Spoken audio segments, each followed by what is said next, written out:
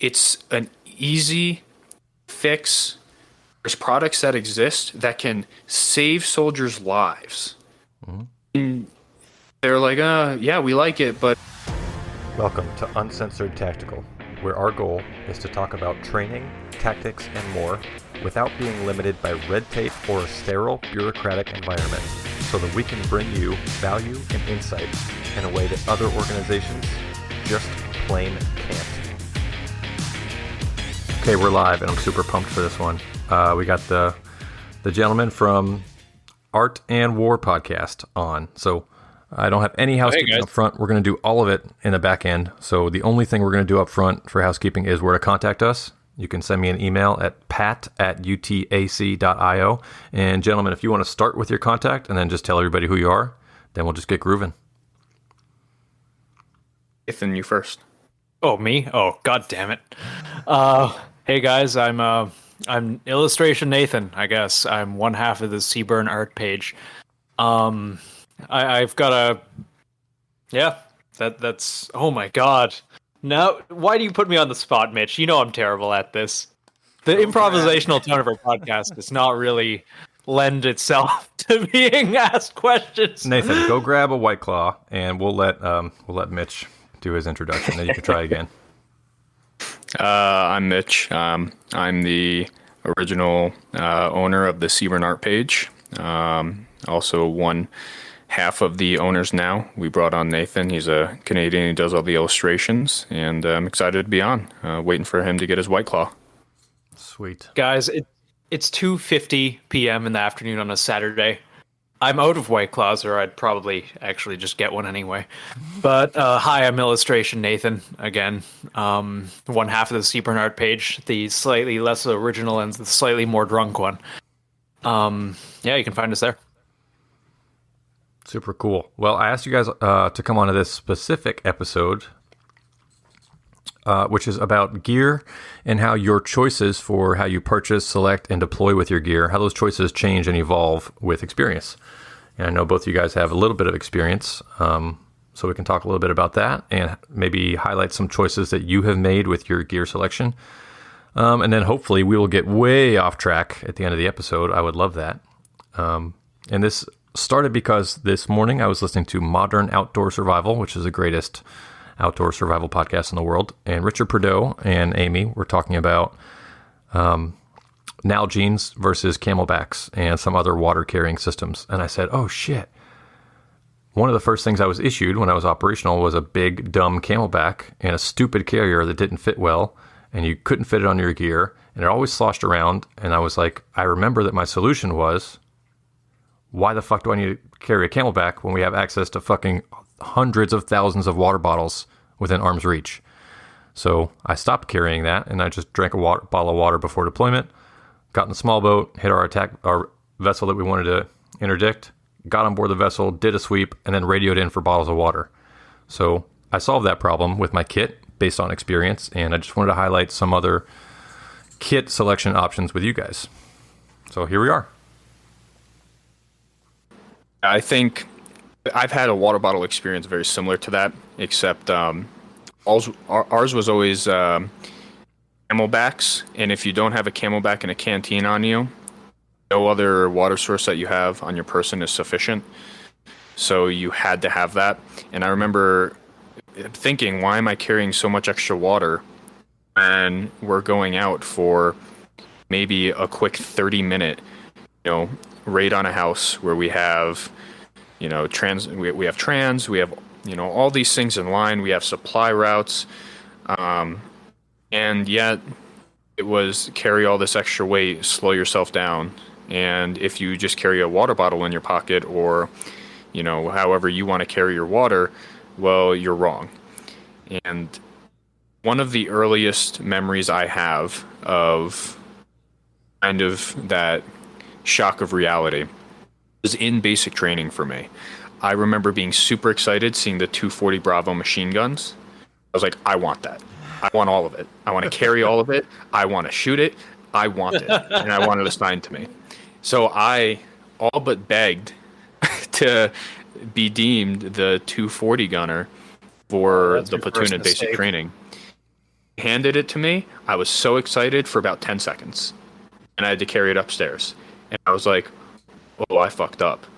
Bullshit. Every ruck march from there on out, I had to carry the 240 Bravo. Everybody else is carrying their M4s, like 7 pounds, and there I am with a 240. They gave me blanks, so I had to carry the ammo too. One point, my AG dropped out of basic training because he dropped out. He got kicked out. I think it was a PT failure, so I had to carry the tripod as well on my ruck. Oh my god! And real quick, right there, one of the first, before I was even in the army yet, I'm still in basic training. I realized carrying heavy things is not fun. There's a couple other experiences I have with that I'm sure we'll get into progressively. Yeah. You, Nathan. I had I'm not going to say a similar experience in basic and all of that, but got super excited to carry the 240. Carried the 240 for, our ruck march and all of that.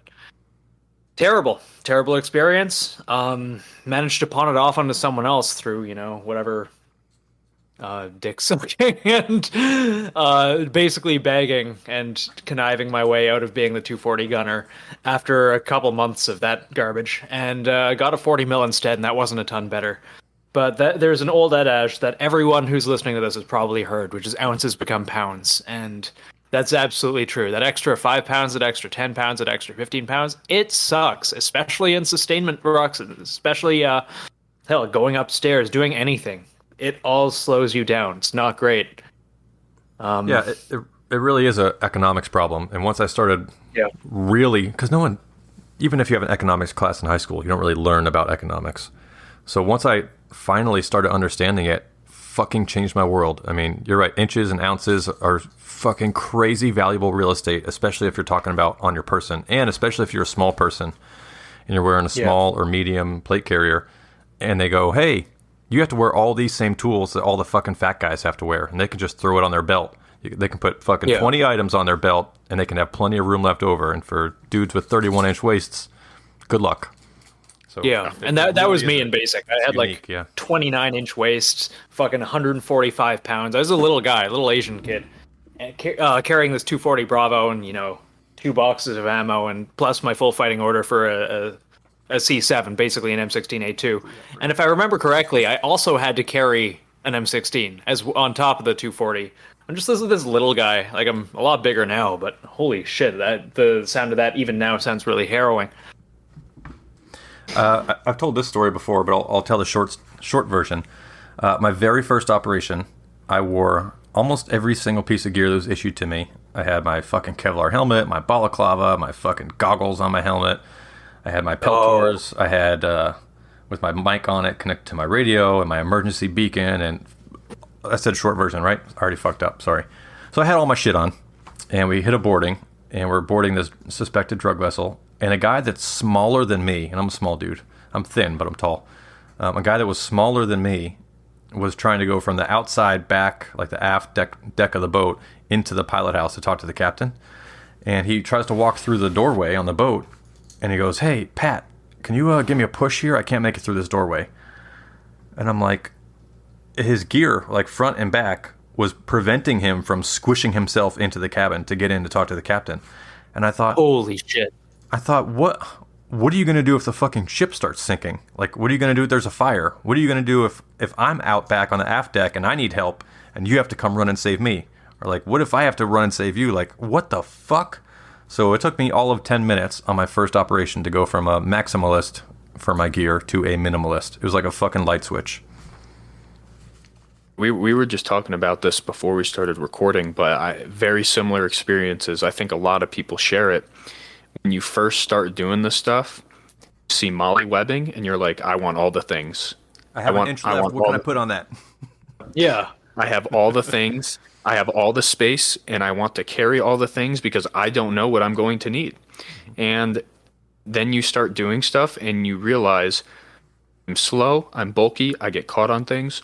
Our specialty in my first unit was CQB and room clearing. That's what we focused on. We spent months of just all day, every day, going up to old abandoned Soviet structures, hotels that still had, like furniture and stuff in them, and clearing them with Op 4 in them, and learned really quick that things get snagged all the time. You're trying to, move through a doorway quickly. You're already carrying, your basic combat load. Let's say you have an obnoxious pouch on your belt, or your tap system, or your plate carrier, whatever it is you're running, full of whatever, something that you're never going to need doing CQB, and that gets snagged on a doorway and turns your upper body just a little bit because your momentum is going. Well, now you're just getting shot in the side of the head because you just gave up your sector of fire. Maybe you flagged your buddy. Simple little things like that, I think, come with very little experience, because you can pick it up really quick and you realize really fast you do not want all of the things all of the time. Yeah. Well, we spend most of our life walking around and just doing things and getting used to our bodies being a certain size. And once you extend that, half a foot in each direction, you don't really know what to do with yourself. Even with practice, none of it's going to feel the same, kind of for obvious reasons. That's what she said? I missed the mark. You did the thing. You're right at the cusp there, I think. Just on the I think you made it in. right on the rim there. Just on the tip. I wish I still had pictures of, the very first training exercise I did in the Army, because I looked like a giant sack of shit. Like, I just had, I remember looking back on it, it was so dumb, but I remember taking my sustainment pouches off of my rucksack, being like, wow, these would go really good on my kit. I can put everything in here. And I did that. And oh my Lord, like, I didn't think about going prone. I didn't think about moving through narrow spaces at all. So I'm just jutting out in every direction of pouches full of things I didn't need on my person that could very easily just be left in a ruck or a bag, or not even brought out at all. I had all my wet weather gear on me. I had some snivel gear on me. I had way too many extra batteries, like enough batteries to supply like a squad for like a week. No idea why. I just thought it was a good idea. And add all that to your basic combat load, to your rifle, your basic, we were doing plate carriers, belt if you wanted. I didn't get a belt yet. Knee pads. I didn't do elbow pads. It just adds up to a lot. It makes you super slow. You get super fatigued really quick, and you basically become combat ineffective because you wanted to carry all of the things. I had an admin pouch that I kept high and tight up on the front of my plate carrier, and I've started because we did a lot of legal operations, so we were basically police officers on the water, and we did all the SWAT training and room clearing and boat clearing. And at first I thought, I'm gonna have notepads and flashcards for cheat sheets and like processes and like legal agreement, like fact sheets in my admin pouch, and like a highlighter and like some earplugs and full. It was an admin pouch, right? So I put admin goodies in it. And I thought, let's pack this thing to the brim. What else can I fit? Extra flashlight. And that, over time turned into, okay, I need one Sharpie. I need one pen that works when wet. I need one tiny spiral notebook to take notes on. And the rest of that space in my admin pouch is fucking granola bars and power bars and 123A flashlight batteries. That's it. And I still had room left over at that point. So it got smaller, the requirements got less, and it certainly changed and evolved with experience. So something I think we'll come back to a lot is, in this episode, is that going to the range is good in your gear and in your kit. Yeah. And it's necessary. But you're going to be, if you're operational, you're going to be eating and sleeping and going to the bathroom and driving a car and driving a boat and climbing ladders and jumping fences, with your gear on. So those things, you can only learn how to adjust those things with experience. I'm actually I grabbed my admin pouch right before this, and I opened it up. Yeah. I have four things in my admin pouch if we're not counting batteries. And when I say batteries, I just have one extra battery for my tack light. Yeah. My admin pouch, I had a Sharpie, a pen light, a trash bag, and Jolly Ranchers. What was a trash bag for? Trash? Trash. It could be trash. I found having a bag just to put something in, and it's not like one of those big like gallon or whatever you put in like an actual, big giant garbage bin. It's one of those like medium sized ones, because I found whenever we were doing any type of CQB or any type of just anything, anytime we had to go over bodies, or if we had to simulate that in training, we were always collecting intel, and it was much easier to just pull out a bag, throw, even if it was like a notebook or something, into that bag, scrunch it up real quick, and then throw it in a pocket, as opposed to taking all of the things, be it one thing or 10 items, and trying to shove them into my cargo pockets and then having them jingle around, maybe fall out, maybe get smushed or whatever. I could just take that bag.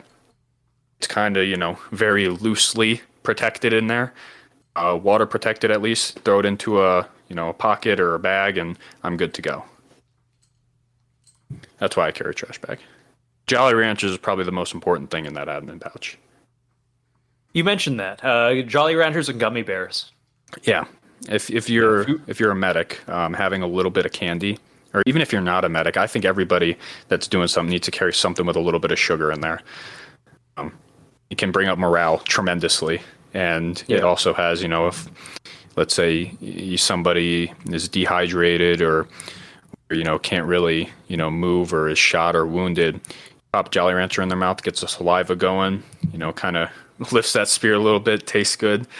There's a lot of benefits carrying candy. Just like Jolly Ranchers, too. Yeah.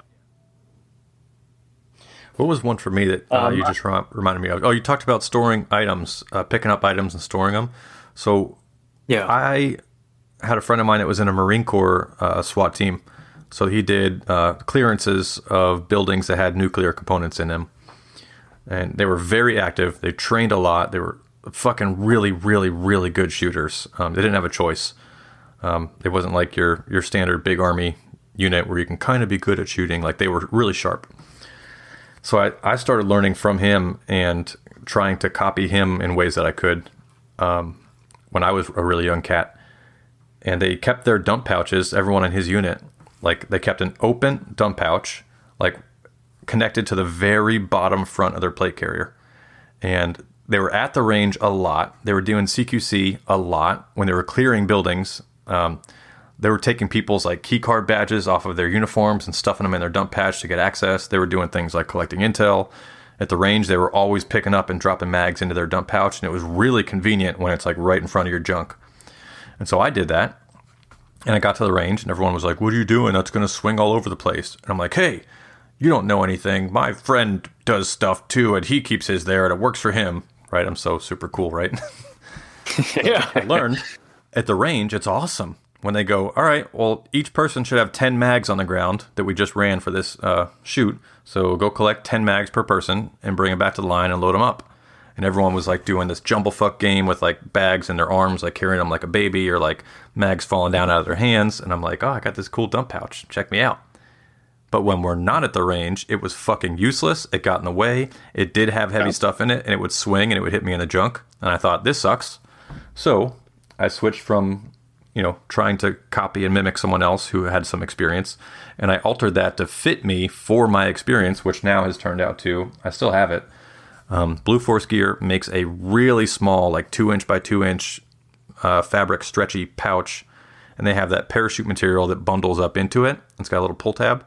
And when you need a dump pouch, you pull this little tab, and then boom, you have something the size of a gallon of water, so that if I come across intel, I can pop that little pouch out and put stuff in it. And it was on the back quarter of my plates instead of in front right by my junk. So I moved it smaller. I moved it out of the way, and I hardly ever used it. I almost thought about taking it off these last couple of weeks that I've been doing more bump bag research to kind of upgrade my kit again. But it does grow and it changes and it evolves. And there's nothing wrong with being new and trying something. But just don't forget that if you're forcing something so that you can be like someone else, maybe adjust your principles to assessing whether it works for you or not and how you can change and evolve with that. Yeah, I'm glad you brought up dump pouches. I have been anti-dump pouch for years. I've been so anti-dump pouch for the same reasons that you described. And when you were telling that story before you even got to how it's not useful, when you're actually doing things because they hit you in the junk, all I was thinking about was, okay, so if I put, let's say I move through a room, I shoot 15 rounds, and then, I'm going to put in a fresh mag. Now I have a 15 round mag that is just swinging into my balls the entire time I'm doing something. That's just uncomfortable. I don't like it. If I have to go prone, that thing, let's say I have to go prone in a hurry. I'm diving down on stuff. I'm moving quickly. That's just hitting me in places I don't want it to hit. And I remember even if you put like 1 or 2 mags into any dump pouch I'd have previously, just get clogged up because it would turn sideways, it would jut out, it would stick me, it would hit the wall. It was just very anti-dump pouch. It was very, very recently, and this is not, just some plug for some sponsor of our show. It was very, very recently that it just so happened to be a sponsor of our show sent me their dump pouch, and it's very similar to the one that you just described. It folds up into a little 2x2. It has a little pull tab, and when it comes down, it's a mesh. It's not like a whole bag. It's just a little mesh, but it does the same thing. I tried that once, and I kind of changed my mind.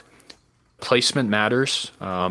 I shoot lefty, so I have that dump pouch. If I ever need it, I pull the tab and it's on my right side on my belt because my mag is always into my right hand whenever I drop it, and I just put it right into that dump pouch there.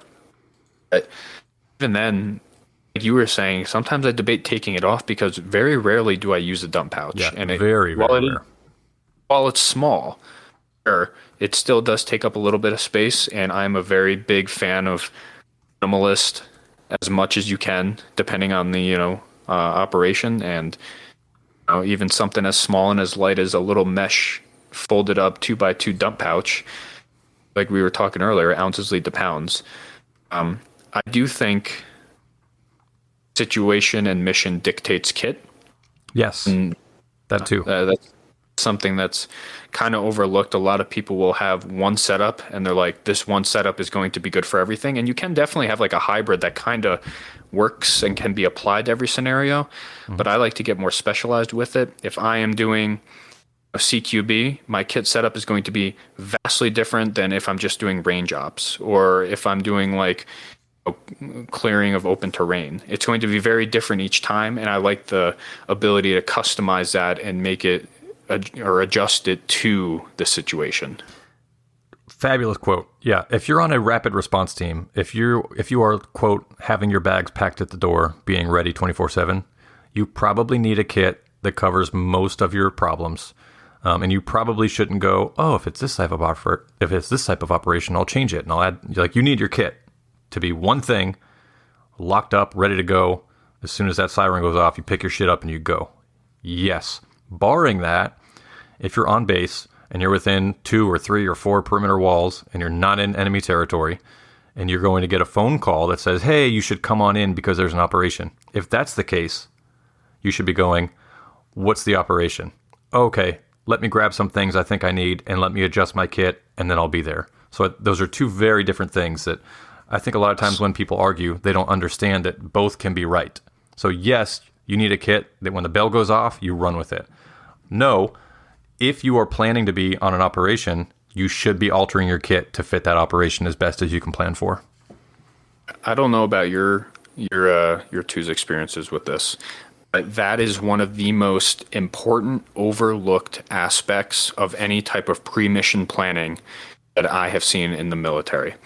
Because it's always, okay, the op word has just been dropped. Everybody get ready, start doing your parts. But nobody tells us what the operation is. And so, you're getting ready and you're just grabbing everything because you're like, oh, I need to get ready. I need to have everything, all of the things. But something that I learned to do, well, kind of learned to do it at a lower level, but I never had the ability to speak up and be heard because of my rank. As I progressed in the military and kind of, got a little bit of a higher position, whenever they would say, "Hey, op board's about to drop, everybody get ready, get your stuff." First question, what type of operation is it? And it's usually like, you'll find out when the PL briefs. And I'm like, no. I don't need to know the entire plan right now. Is it CQB?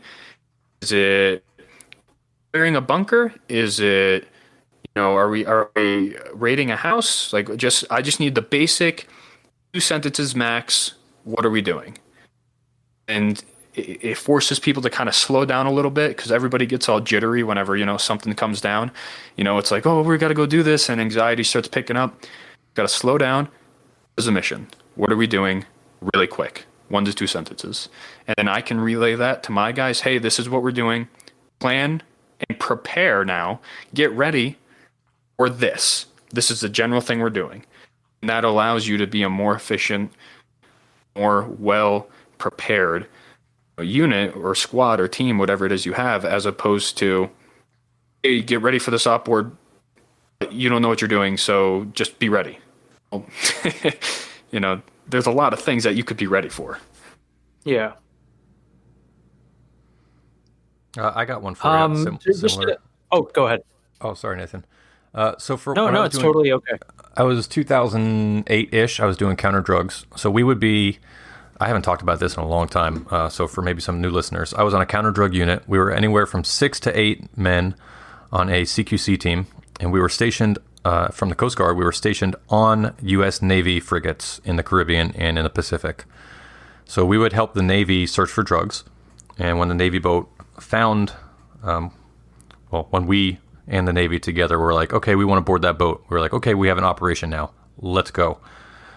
We did mainly a couple types of operations. One was what we call a fishing boat operation, where we would interdict a commercial fishing vessel, which is sometimes 100 feet vessel, sometimes 200 feet, sometimes 300 feet. Sometimes it had 3 or 4 stories to it, sometimes 20, 30 crew members on board. So we knew when we started that operation, it was going to be maybe 48 hours on scene before we were relieved, and maybe 48 hours on scene before we were even done with our sweep, before we can even relax. So that is a very different loadout than not even 6 people, but like 3 team members from my team would load up, we'd get on the boat, we would zoom over to a go fast, like the little speed boats that are open hull. They're like 20 feet long, 30 feet long. They just got fuel barrels and cocaine in the front. So once those boats were stopped and we would get on our little attack rib and we'd zoom over to it, it would take 2, maybe 3 of our guys. We'd zoom over, jump on board, detain the people, bring them back to the ship, and start hauling cocaine back to the boat. That's like a 2-hour operation. And you probably don't need 3 guys with rifles and shotguns and pistols and a full mag loadout. Like that was... Do we really even have to wear our armor on this one? Fuck. Like, so having that knowledge of we got 2 different operations coming up can make your life even safer. It could save your life. And the fatigue is big too. So something that you said just a minute ago made my brain stand up here. But comfort is a big deal, and fatigue is a big deal. So for the new shooters, which we all were at one point, it was a big deal to be like, hey, let me get my Kevlar helmet and my heavy goggles and my ear pro, and let's attach this light to it. And that turned into, for me, let's just wear a baseball cap, because keeping the sun out of my eyes is more important than worrying about getting a shot to the dome from an AK. I hate wearing a Kevlar. I hate it. I mean, I also have a fractured neck, so that's probably why I hate it, but I've hated it. That'd probably be a big part of it. I've hated it before that, because if you look at, especially the ones that are issued to you, I don't know if there's one that exists out there that is actually rated for rifle rounds. Ones that's issued to you doesn't protect you from bullets. It is meant to protect you from fragments or if something explodes and kind of hits your head, which makes sense. I think that's important. That being said, the weight cost, and you're carrying all these other things, and it's so uncomfortable when you're wearing a helmet and doing like a 3-hour movement when you don't need to wear the helmet. And wearing a ball cap or not wearing anything at all, depending if you need the sun out of your eyes or whatever it is, if there's an overcast and you don't need it, it's having that ability to say, okay, do I need this, or is it something I just, am preconditioned and told that I need when in reality I don't need this? And having that ability to make that call on your own, something that is lacking tremendously in the military, because there is no personal accountability, personal responsibility. It's, hey, you need to have this winter sleeping bag with you even though it's 80 degrees out and we're going out in the summer. Why? It's heavy, it takes up space. Well, it's on the packing list, so you need it. Well, it's dumb. Yeah. It's dumb. I did have a note here for bureaucracy. I don't think anyone will be surprised that I wanted to mention it. So you beat me to it. But it's weird that you exist in a field where you can tell your bosses / command, you can say, this tool will get me killed. This other tool will keep me alive. I'm going to use the other tool. And your bosses can say, you're right, but if you use that other tool, I'm going to punish you. It's just fucking wild. I tell this story often enough, so I'm going to give the short version of it. I have a Spiritus plate carrier. It is slimmer. It holds the same things. I can configure it the exact same way that the Army wants you to have your plate carrier. It is more lightweight. It allows me to be more mobile, and it allows me to be a more lethal soldier. I will wear that on any type of training operation or whatever, and somebody without fail always comes up to me and says, hey, why are you wearing that? I'll give the same reason. Like, it makes me quick, it's efficient, it's configured the right way that the Army wants me to have it. IFAC left side, my admin pouch, I have all the things that I'm required to have. And they're like, you can't wear it. I'm like, why? Why can't I wear this thing that makes me a better soldier? Yeah, we had this talk with Core Performance about like the things that are issued are usually made by the lowest bidder. They're usually just not good. And the amount, I mean, you can get away depending on where you're at. In Airborne World, for example, I was able to get away with a lot more when it comes to wearing what I want. I was still limited, but I was able to go out and actually purchase things that would help me be more lethal. Then, I started going to different duty stations, and not every place is like that. And it's just, why am I not able to dictate, as long as it's the same camo pattern, as long as it's configured and does the exact same thing that you are requiring that piece of equipment to do, why can't I go out and get something that does all of those things, but better and makes me more lethal? Being more lethal, it increases morale. Increased morale keeps people alive. Happy unit, happy soldier, all these great things. Cannot exist. Cannot exist. God forbid I want to just carry the a water government knows bottle. best. God forbid Just I like want the paper pushers in charge of procurement, they know best. They know what's best for you. Things that the military uses absolutely are not chosen because they're made by the lowest bidder and they look the best on paper, and they're definitely not 10 years behind the industry standard at the time. Well, maybe the silly lowest bidder, Mitch. You or shouldn't made by question the highest our briber. overlords of the government. Exactly. God, I remember when I got my first CF issue, like the Canadian TAC vest, and I was so excited because it was just coming out at the time. This was like 2008. And I didn't have any knowledge of what's good or not. I didn't know my head from my ass, essentially. And so I finally get it, and up to this point, we're using like Vietnam era, webbing, like Alice. And at the time, I thought it was the coolest thing in the fucking world. But now looking back on it, it is holy shit. I would rather take the Alice stuff. This is terrible. It weighed as much as soft armor. It probably weighed like 7 or 8 pounds. Held 4 magazines. 2 GP pouches, I don't know what material they made it out of. It was like, you'd swear they just sewed lead weights into it because it did not look heavy, but it was. All the mag pouches were basically at chin level. So you're pulling up directly into your face. Great.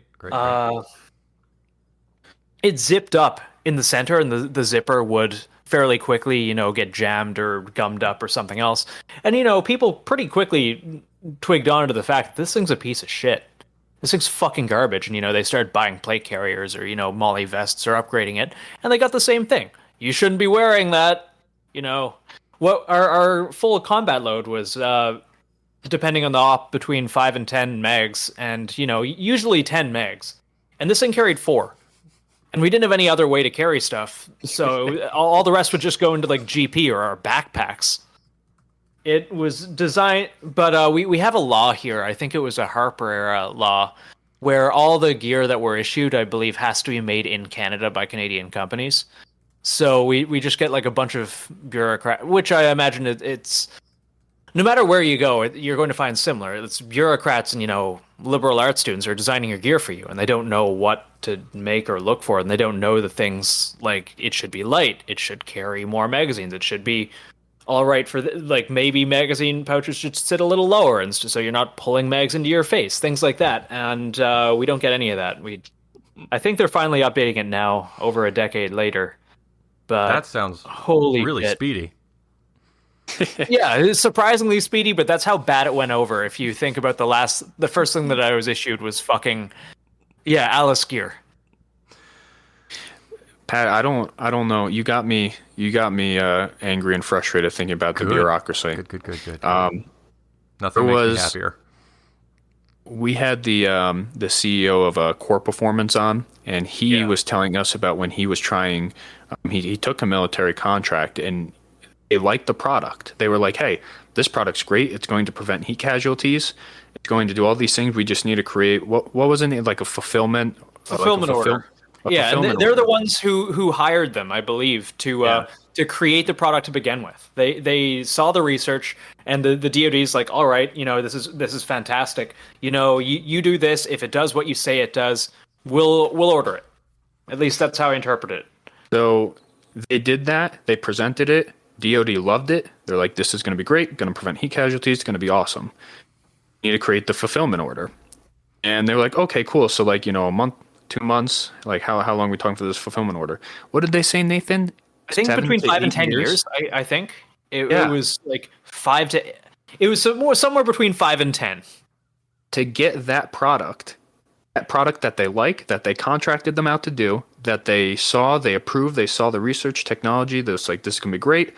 Create just a fulfillment order. It was going to take at least 5 years. I think it was more 7 to 8. He was saying. Yeah. So think of the amount of innovation and how things, advance in 5 to 8 years. By the time that gets to soldiers and the people that need it, there's already something better. There's already something that does that job and maybe something else. And that bureaucracy isn't just with core performance. That's with everything. It's with everything that gets dealt with the military. I mean, I'll say the government too, but the bureaucracy, it makes me mad, Pat. There Thank is you a for pattern bringing there, and it's a whole chapter in my book, which is upcoming book, which is the problem-solving process for bureaucracies of any size. And I won't give you the whole thing, but I'll give you an example of it. So if there's a complaint or if there's problems with a system or a product or service that a bureaucracy uses, if the complaint gets complained about enough, management will attempt a solution. Management comes up with a solution on their own without asking the operators who are going to use the solution what their input is. So management just fucking pulls an answer out of thin air, and they give it to the operators, and they demand that the operators use the new system. Then the operators have several choices. They can either do exactly what they're told with this solution, and that will make the mission worse. Or they can break the rules and not really implement the solution very well, but they'll lie about it to their bosses and say, yeah, we're using the new solution. It's working great. Meanwhile, they're not. Because if they followed, the new orders, their life would suck. So you now have to break policy in order to do what your bosses want you to do for them. Then your middle management is never going to go up the chain and say, hey, that thing you told us to tell the people to do, they're not doing it because that makes them look bad. So upper management never learns that there's a problem with their implementation. And it could be a very long time before the culture pushes that information high enough up the chain. So finally, when upper management goes, oh no, this thing sucks, we need a new solution. Guess where we are? Right back at step one. When the operators are saying, this is broken, here's what we should do instead. And management goes, nope, we'll come up with our own solution, but thank you very much. So it's a cyclical machine, and it will never change. When you have an organization that grows large enough to meet Parnell's iron law of bureaucracy, it will never change. It's like an airplane. You can fly left around a storm, you can fly right around a storm, you can fly over, under, or through the storm, but you can't take your fucking airplane and fly it to the moon. It's not a spaceship, it's an airplane. Bureaucracies are the same thing. You can hope that you get a better boss, you can hope that you get a better teammate, but it's not going to change. I feel like my segment on this podcast is just turning into Mitch bitches about the military. Good. But I'm going to bitch about it a little bit more, and there's a purpose behind it, I promise. For any time you do any type of training event, whatever it is. For this example, we'll say your task was to clear and take control of this bunker. After you do it, you conduct an AAR with a bunch of people that weren't doing it, that are much higher ranking, that have never done it, whose job is not infantry tactics or not whatever it is that the job is. A bunch of people are just high ranking that are looking for bullets on their NCOER or their OER, just looking, to look good. And what ends up happening in this AAR, you have these people that don't know what they're talking about in front of their bosses, having to just make shit up and say points so they look like they're leading and developing leaders and training to look good for their bosses, and they're not giving any valuable criticism or feedback. It's always something stupid like, oh, communication could have been better. Well, what does that mean? What do you mean communicate? Like you can say communication should have been better, right? Well, you need to give me an example of when communication was bad so I can look at that and fix it. So what I learned to do as a squad leader, anytime there's an AAR, Oh God, I'm going to cry. I'll be like, hey guys, don't fucking listen to this big AR. Like, just sit there. If somebody asks you a question, just answer it, but as little words as possible so we can get out of this. And it always drags on for like 45 minutes. And I'm just listening to them and I'm like, you guys, you're a major who only served in military intelligence. You were never even a PL. And you're trying to tell an infantry squad what they did wrong in infantry tactics. I'm sorry, you don't know what the fuck you're talking about. And it's very clear that you're just spewing whatever. So I'll hold an AAR after the AAR, but I'll do it like during chow or, something where everybody's kind of relaxed. It's like a low stress environment so I can get honest feedback about how I performed as their leader. I can give them feedback about how they performed and what I saw. And we kind of know what right looks like. We can give valuable criticism and feedback that way. But the bureaucracy in the military is very, well, we need people out there to lead and develop soldiers. So, hey, you've never done this job before, but you're a high-ranking individual. You're going to go out there and give criticism and feedback on how to make a squad more lethal. It is endlessly frustrating, and we see that, to bring this back to kit, we see it with kit and how soldiers are told they have to prepare for missions based off of what they wear and what they carry. Nathan gave his example of what he was issued only carries 4 mags, but the standard combat load is 5 to 10 depending on the operation, and they can't go out and get anything that actually carries 5 to 10. So the intent and the tools given to meet that intent are often not sufficient to make it work. One thing that I think leaders should do, or, I feel like I'm talking strictly just to military at the moment, because civilian, you can do whatever the fuck you want, and that's one of the beautiful things about private industry. But as leaders in the military, one thing you can do is break that bureaucratic chain and be like, okay, this is the intent that you want us to meet. These are the tools you're giving us to meet it. These tools aren't sufficient to meet the intent. So I'm not going to use these tools. I'm going to use the right tools. I'm going to make sure my guys get the right tools, and then we'll meet that intent. And if we do not get the right tools and we do not have the right tools, I'm not meeting that intent. I'm not doing that. It takes a lot to do that, and you have to be in the right position and do it tactically, because that can really fuck your career and label you as a problem. Oh, so you're saying there's an incentive to doing the wrong thing, and doing the right thing is not incentivized. I feel like I have to interrupt you. I fucking can't contain myself. I just got a message from my last editor on the Bureaucracy book, like as we speak, and she's like, "Hey, your edits are done completely, 100%." So we are just a few days away from publishing, and I think that some of these things that are in the book are going to sound familiar to you. I don't make this shit up like some of my former bosses used to make up policy. Like, this is real real content for real people. I wish that was something. I wish it wasn't true. I wish you didn't have to write a book about bureaucracy, how awful it is. And I wish I wouldn't get to come here and talk about how terrible bureaucracy in the military is. Because it's not. And when you enlisted, when we all enlisted, I think we all had very similar mindsets about going into it. It was, hey, we're joining a great organization. They're lethal. They take care of their people. They do the right thing. They give you the best equipment, the best healthcare, the best everything. And then you get there, and it's all just the incentive to do the wrong thing because it makes the right people happy. Instead of doing the right thing, which is taking care of your people and making sure that you can perform, meet the intent, while keeping everybody alive, happy, and well. There is no. It's frustrating. Frustrating. Has anyone written a book about how awesome bureaucracy is? Just asking. I'm sure they exist. I'm sure many of them exist. I saw a I book. have no interest in.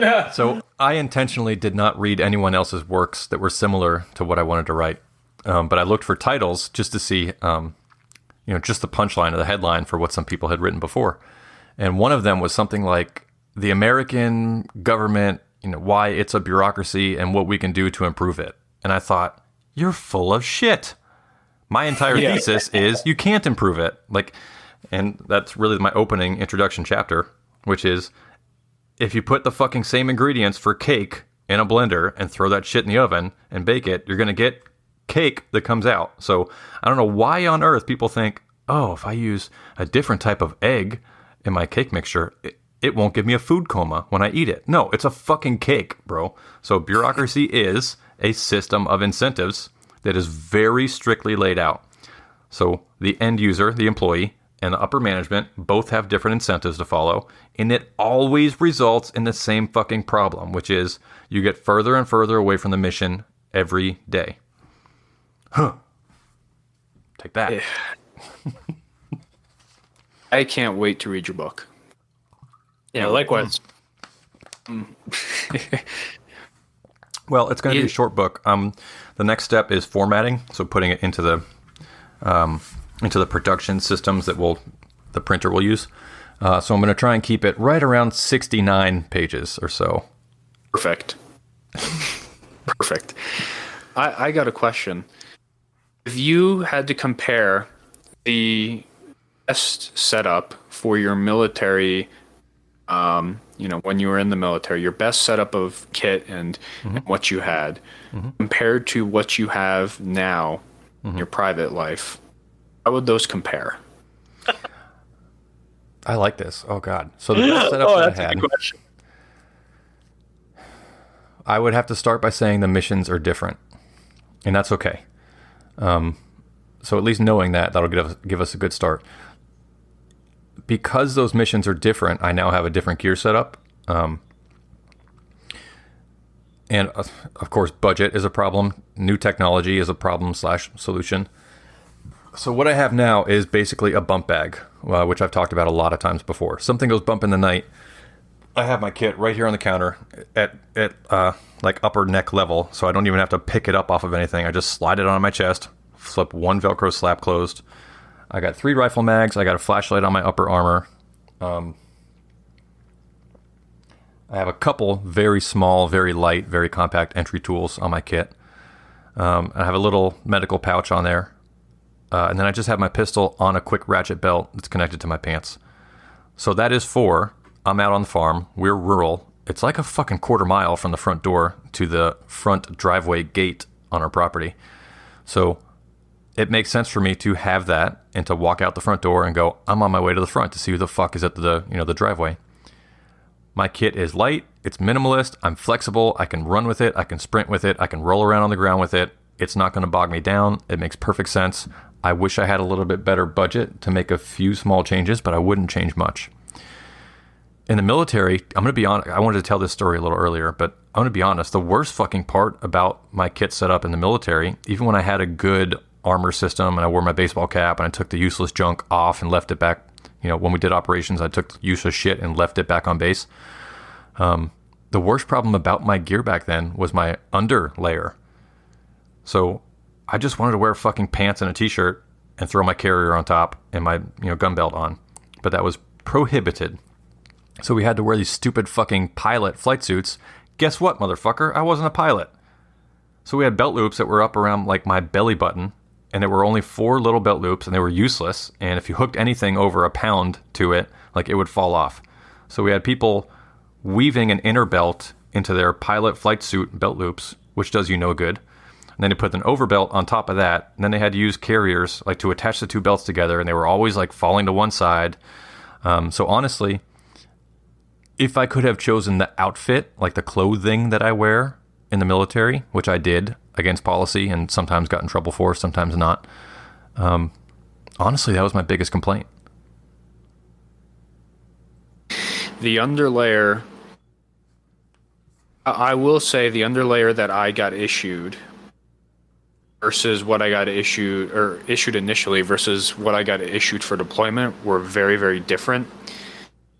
What I got issued for deployment was significantly better than what I got initially issued.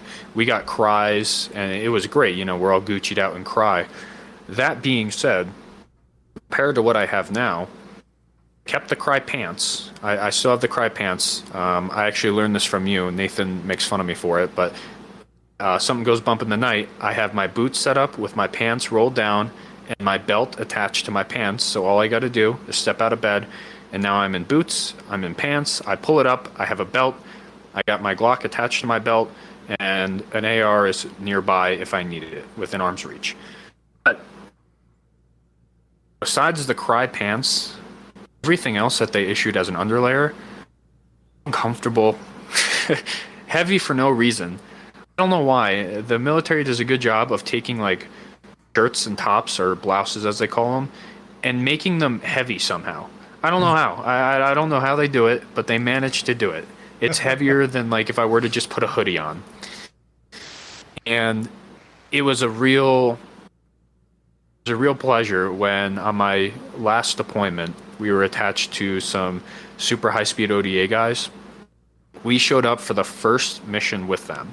We were excited. We were starstruck. We're working with Green Berets. This is awesome. And we show up and we're like, we're going to be the most prepared. And it was kind of like the first time a lot of us put on kit. We want all of the things, because we're not really thinking. We're just excited. We're jittery. We're like, all the things. I see all the things and I want them. I'm excited so we showed up. I keep talking. Yeah. So we show up. This was before we got to live on the compound with them, so we didn't get to see how they were getting ready. So we showed up. We have rucksacks packed to the fucking nines, and this was just supposed to be like a two day op.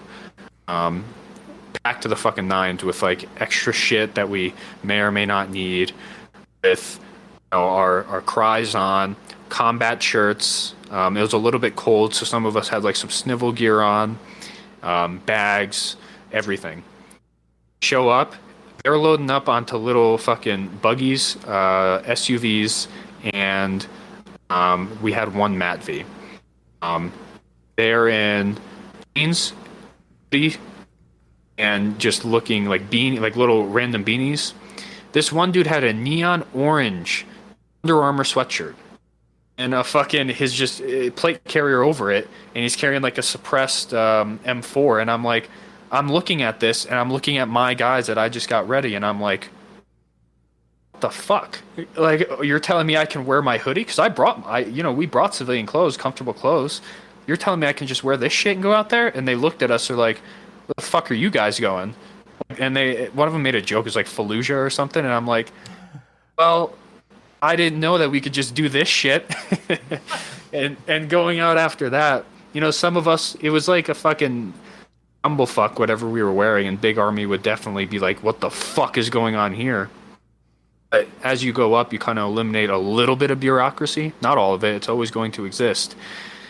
And I would wear, the same sweatshirt I'm wearing now. I've had the sweatshirt since high school. It's just literally a Ranger green Under Armour sweatshirt. I would wear that in my plate carrier, and I'm like, this is nice. It's 40, 50 degrees. I'm out and about. I have a hoodie on. I can roll the sleeves up if I want to, and it get too warm. It's awesome. And I relate that back to, my military setup versus, my setup that I have now for, my private life, and just being able to do something as simple as that underlayer, like you were talking about, instead of wearing, this combat shirt that might be too hot or too cold depending on the situation, you just throw a hoodie on. Mm-hmm. I think a hoodie's perfect for 90% of situations. Yeah, or a Hawaiian shirt, a whatever. Hoodie, a t-shirt. And that layer of comfort makes you feel better, makes you move more quickly, makes everything better. So I'm glad that you mentioned that underlayer. I'm curious, you, Nathan, because you probably have issued shittier gear than both Pat and myself. Pat definitely got issued better stuff than me and was able to use cooler stuff than me. Because, tier 1 special retard, and I was tier 2 special retard. Man, I went down to about tier 4 at the end of my career, so don't be too jealous. Man, I got regular SBDUs. I don't really have a good frame of reference to compare it to because I never ended up buying the ultra high speed cry pants or just kind of wearing whatever. Usually it was just a regular ass olive drab cotton shirt under some regular ass cotton BDUs, and anything kind of between the shirt and the BDUs. Actually, now I think about it, my cold weather gear was actually pretty good, which makes sense because we live in fucking Canada. And I was actually having this discussion with someone earlier today, Isaac, who we had on one of the earlier podcasts. And he just bought a whole bunch of Canadian issue cold weather gear because it is good. It's one of the few things we actually fucking got right. That being said, yeah, I don't really have a frame of reference. Yeah, because well, for one thing, escaping the cold is one thing you can't really do. I think you kind of have to get it right there to avoid, cold casualties or anything else. But two, in my civilian life and whatnot, I never really focused on getting the cool high-speed base layers. I just kind of wear whatever. And I guess that's something that as you were just talking about, I just kind of wear what's comfortable. I don't really have a great frame of reference now. Were you ever issued or had to wear the IOTV, the Gen 1 IOTV? No, we got flak jackets, but we didn't get IOTVs. I don't think any of us ever got IOTVs. You, Pat? I don't even know what that is. Refresh my memory. Gen 1 IOTV was the biggest, bulkiest, most useless piece of equipment that ever got issued. Oh, I'm Googling it. You couldn't lift your arms up. I've never seen those, no. Well, I've never been early issued that. GWAT. And we're back with after our technical difficulties. We're good to go. We're recording. Awesome. IOTVs. Sorry, Mitch, continue. So the IOTV, I got issued one, and I remember thinking, I'm an infantryman. I need to be mobile. Why are they giving me a piece of equipment that's supposed to protect me that I can't lift my arms above my shoulders? My movement is restricted. I was lucky enough to go to an airborne unit for my first duty station, and the first thing they did, they took that away. Well, they didn't take it away. They were just like, don't fucking wear that, and they gave me a plate carrier, which, comparing to the IOTV, significantly more comfortable. Comparing to, my plate carrier that I have, my Spiritus or my AWS, it is dog shit. It's still bulky, it's still big, but at least I could move my arms. But there are people, and a large majority of people in the military get issued equipment that is just garbage for them. And it restricts their movement. And it was to the point where I remember wearing it, and I was like, I'd rather not wear plates and have a plate carrier on than wear this thing. It's bulky, it's heavy, and you can't, like, I can't exaggerate. You could not lift your arms up like and pulled them out straight. Like if you were nailed to a cross, you couldn't have your arms out like that. It would not allow you to do it. And this is what they were issuing soldiers in combat MOSs. And it makes me think and put into perspective how grateful I am that I went out and learned about the private industry and all the things that exist that are better, because I still had that mindset. I was like, wow, like I'm in the Army. This is like top of the line stuff, even though I can't move. And now I look back on it with, you know, something significantly better. I'm like, wow, that's dog shit. I wonder how people don't see this stuff. And I know the answer. I know that the answer is every single human, at least in, you know, first world countries, is surrounded by trillions of dollars a year in active propaganda telling you to not think critically. And I know that that's the answer, but it's just fucking wild, man. When you look at the incentives and you look at the priorities, you can see I'm in a job where I'm probably going to die. I can do the mission that they're asking me to do, and I can do it better if we change these things. And my bosses agree with me, but if we do that, we'll be punished and possibly thrown in jail or in prison. So I don't know how you can look at that one tiny little gem and think to yourself, oh, you know what? This is a good system. They should be in charge of my life. It blows my fucking mind. Let's also add in the fact that you might not even be asking them to purchase and make things better for you. You're willing to go out and do it yourself because you don't want to fucking die. You want to take care of yourself. And that's discouraged. It's discouraged to go out and make yourself better, get better things that can help you. And I'm not trying to sound like a gear elitist or being like you need to have the most expensive kit to make yourself more lethal, because that's not true at all. But more efficient doesn't necessarily mean more expensive or more known. It just means making yourself better, and the Army or military as a whole looks at that and says, "You get in trouble if you wear your own plates that are rated to handle higher caliber rounds and are more lightweight and make you a more lethal, lightweight soldier. You get shot."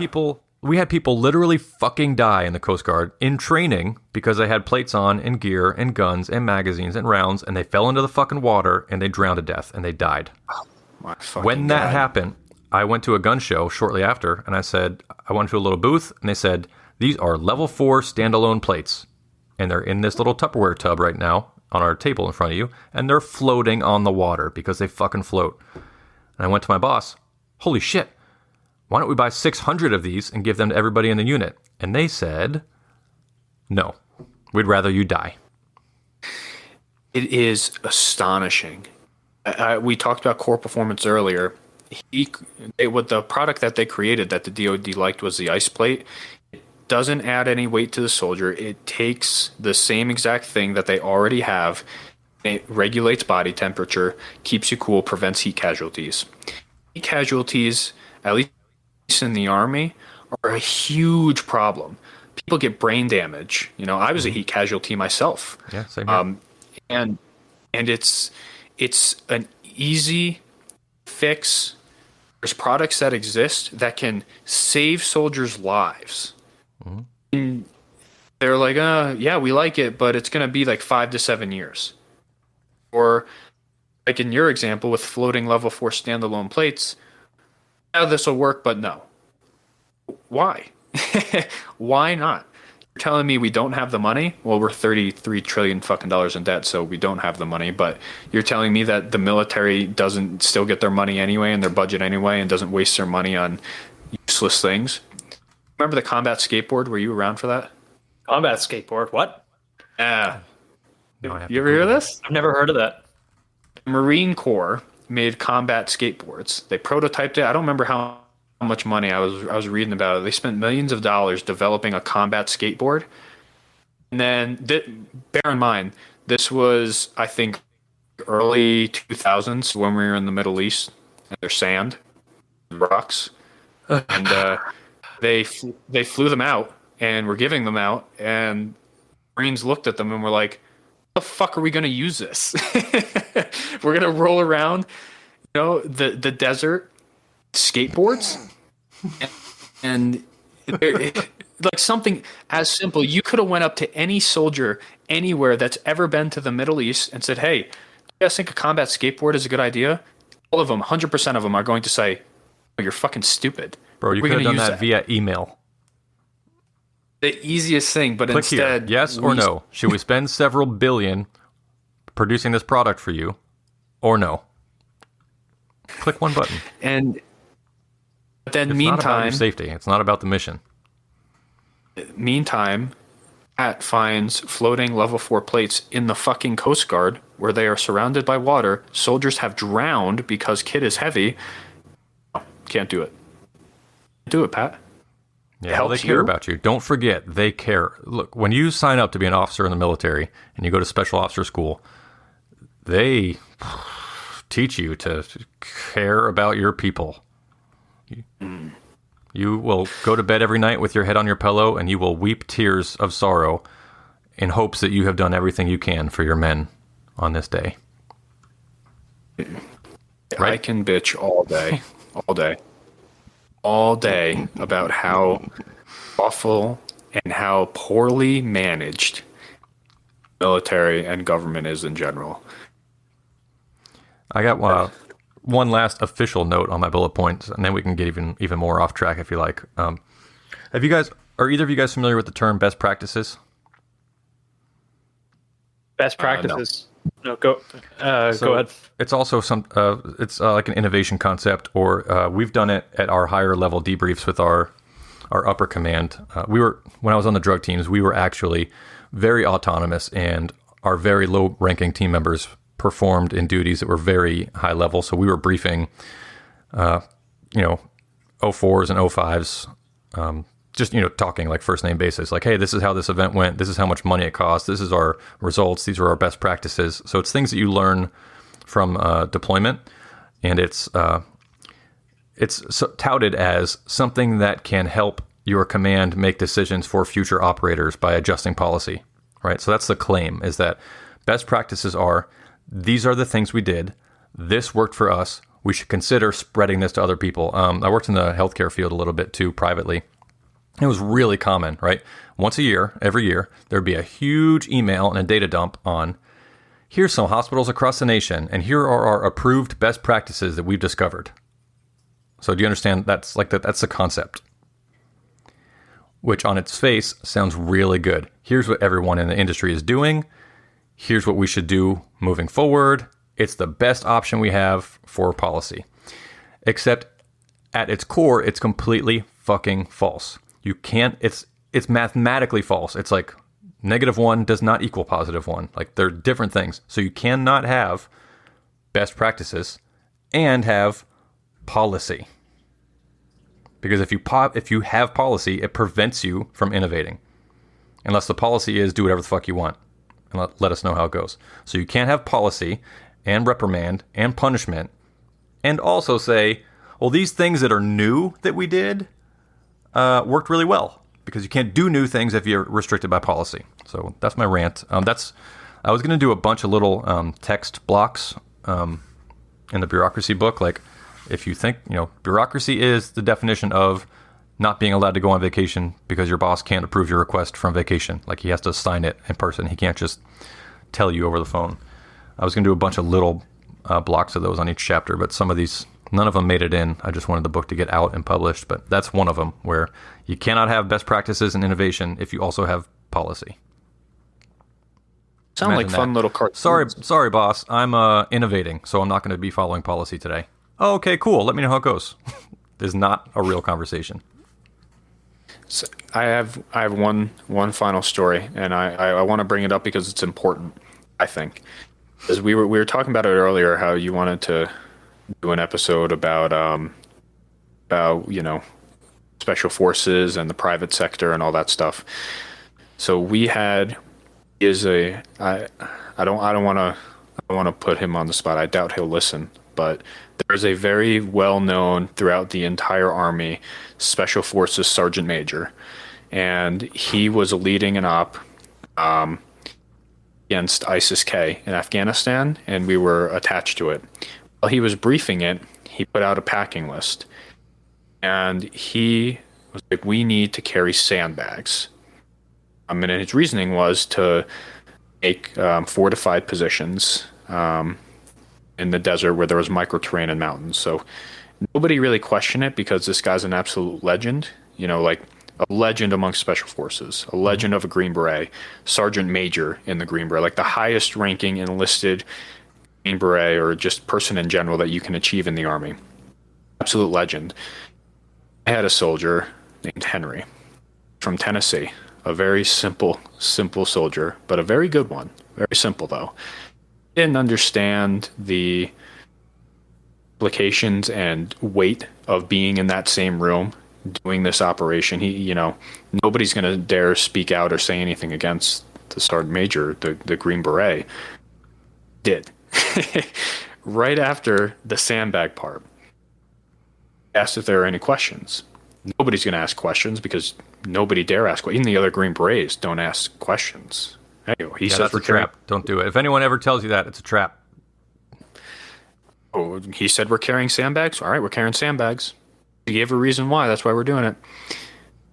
Never forget it. Henry, in his thick Southern Tennessee accent, raises his hand. Like, well, Sergeant Major, why would we carry sandbags when the sand is already out there, and we can just move the sand and make positions with our e-tools? You could hear a fucking pin drop because it started to click in everybody's mind because nobody thought about that. As a sergeant major, this legend said it. Nobody's thinking how to make this better or criticizing. You're receiving orders, yeah. And it started to click, and you could see everybody's minds, like the gears working. They're like, why would we carry sandbags when the sand's out there? We can just build the positions out there. Why do we have to carry these for however long we're going to be moving?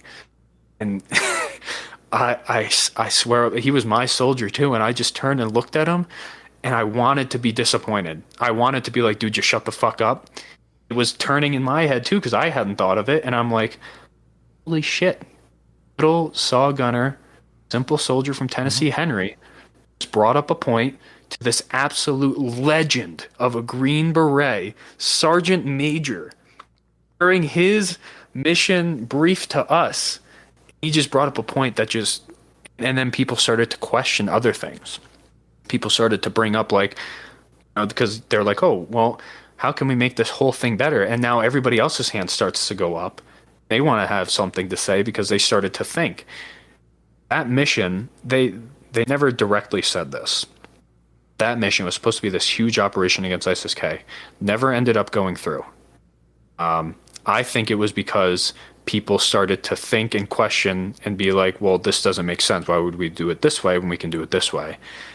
I think that's what happened personally, because the amount of questions he started to get after that, you could tell he was not necessarily getting overwhelmed, visibly, because when you're in that position I love and rank, it. Oh, I'm reveling in this. I love it.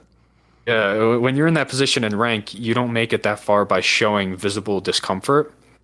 But I can only guess, this man who probably hasn't been questioned about anything that he said in years, who knows of his legend amongst troops, is all of a sudden being questioned by everyone. Everyone has a question about what we're doing, why we're doing it this way. And then that mission never ended up going. And I think that's because simple soldier Henry from Tennessee said, why would we do this? It's already out there. Here's a more efficient way to do it. And instead of conceding that point, I think it got canceled because maybe he looked a little bit dumb in front of everybody. It's just my personal thoughts. I can't confirm if that's the reason why or not, but that's just my interpretation.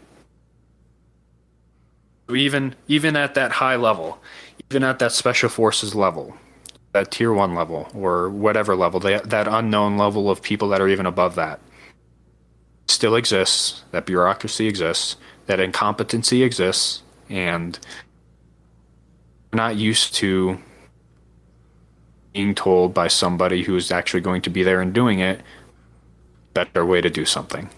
I think it hurts their feelings. That's a strong note to wrap up on. Why don't the two of you guys let everybody know where they can find you, how they can support you, and fucking take as much time as you need and let us know what kind of cool shit you guys got going on. Nathan, this is all you. Really put me on the spot here, Mitch. Cool. Well, you probably know us, or you don't know us from the Seaburn Art page. We have a podcast also. It's probably a little less serious and cool and enlightening than this, and mostly just us yelling about bureaucracy also. So just there's a few more White Claws involved. We have a little art page where we put up some guides and some fun content. We're writing a book, which should be okay. I mean, everything we're writing is available for free online. But yeah, check us out at Seaburn Art on Instagram, or I guess, Mitch, you have a Twitter under the same name. Yeah, I got a Twitter under the same name, except there's nothing really educational there. That's just me saying stupid things like shit posting. Like Nothing wrong with steak for breakfast. Yeah, kind of what Twitter's for. We do have a Patreon if you want to support us there. If since we were talking about equipment, we do have a discount code. We don't get anything from it. There's no benefit from us other than it's a cool thing. If you do want a cool war belt, go to AWS. We have a discount code for you there, and you can get an SMU belt for I think you get $10 off using code Art and War 10. So that's pretty cool. Since we were talking about equipment. Can you say that again? The code? Art and War 10. So ART and War 10. Get $10 off a AWS SMU battle belt, which that's a belt that I've run for years. It's one of the upgrades I made to equipment, and kind of cool that they sponsor our show now and give us that discount. But yeah, I mean, besides the sponsorship, I'd still recommend it. I just think it's cool now that we can get that in the hands of other people. So you can get some upgraded equipment there. It's a pleasure coming on, Pat. I'm a big fan of the show. I've been a big fan of the show since you even knew who I was a couple years ago. Well, thanks, man. I really appreciate you bringing. Yeah, we'll have to get you on our show. Actually, yeah, that's a great idea. Speaking of discount, yes, the answer is yes. Speaking of discount codes, we don't have a code, but if you let Joel from Fortress Canine know that I have sent you, me, Pat, from Uncensored Tactical, he will give you I believe it's a 10% discount on his dogs, whether it's a puppy or whether it's a trained protection dog. And I do get an affiliate kickback from that, so I am biased. But Mitch here is also a Fortress dog owner. How's that going for you, Mitch? It's awesome. I actually used your affiliate, and I think I saved like $2,000 because it was a $20,000 purchase. I saved like $2,000. I know he's no joke. His dogs are unreal. Every time I go out with mine, I'm always told like, wow, like that is definitely a working dog, because when other dogs come around, she doesn't bark. She's very disciplined. She's my best friend. She's impacted my life in ways that I can't really describe. She's actually sleeping right now because we had a busy morning, but I highly recommend checking out Fortress Canine. Joel was great. Getting to meet you two was great. Getting to get out there and get after it, doing something I've never done before was awesome. Getting to train with a dog, that was really unique. Around in his backyard with the swamp, kind of doing that scent work was a lot of fun. Wasn't any of that super cool high-speed tactical shooter CQB stuff.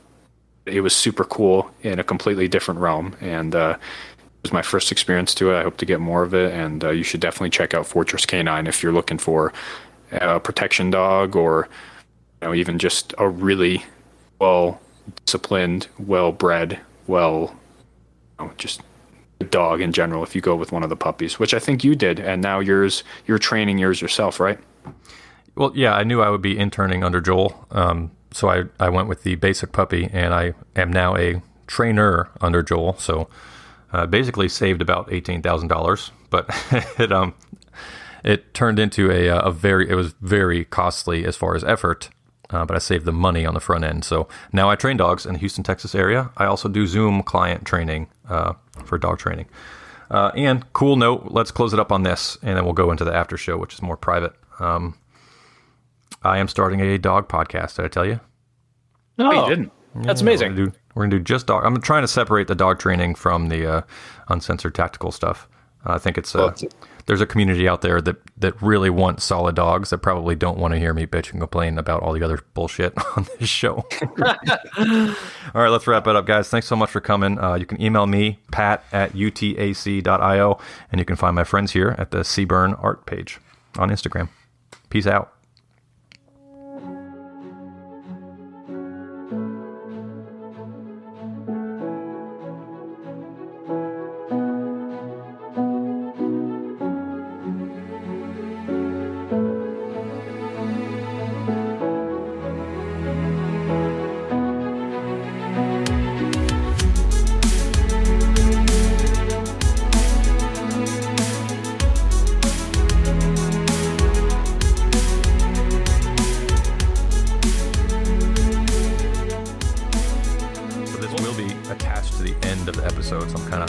Some of these in there.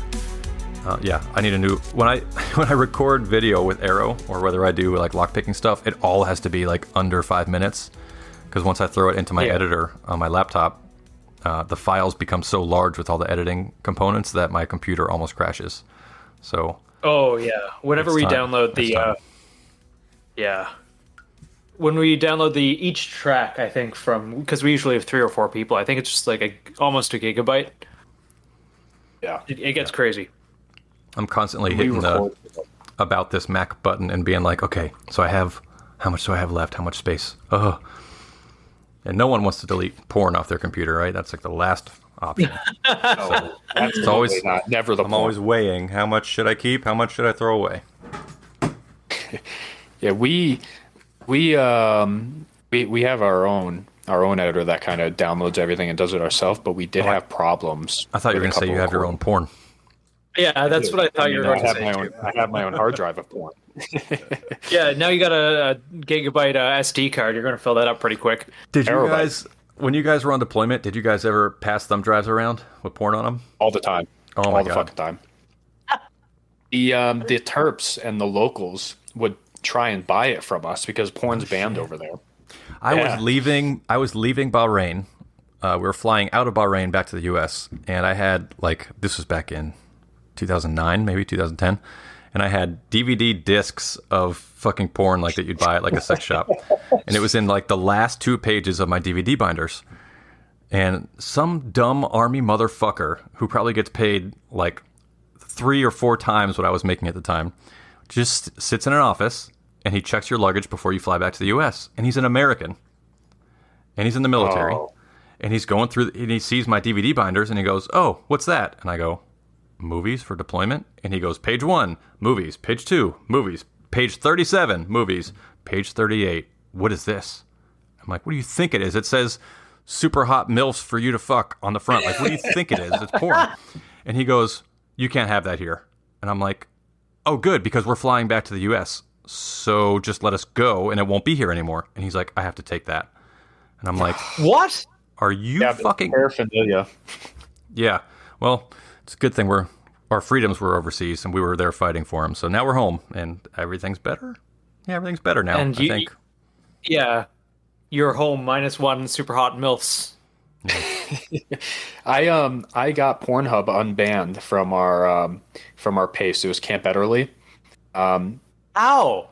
So it was you had to use a VPN to access it, but you couldn't use a VPN to use the on-post Wi-Fi.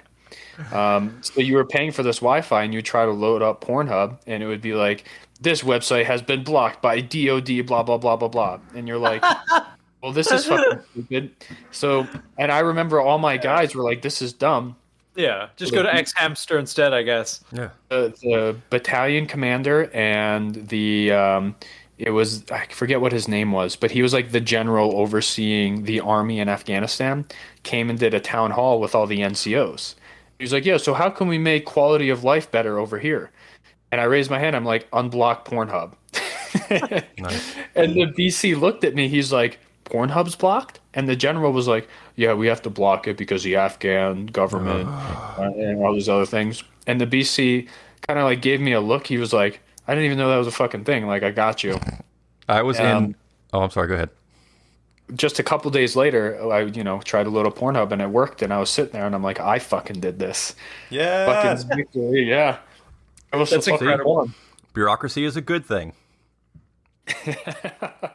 Yes, We'll close total. We'll close the Getting post-show a preview porn back on that totally note. makes up for everything else. We'll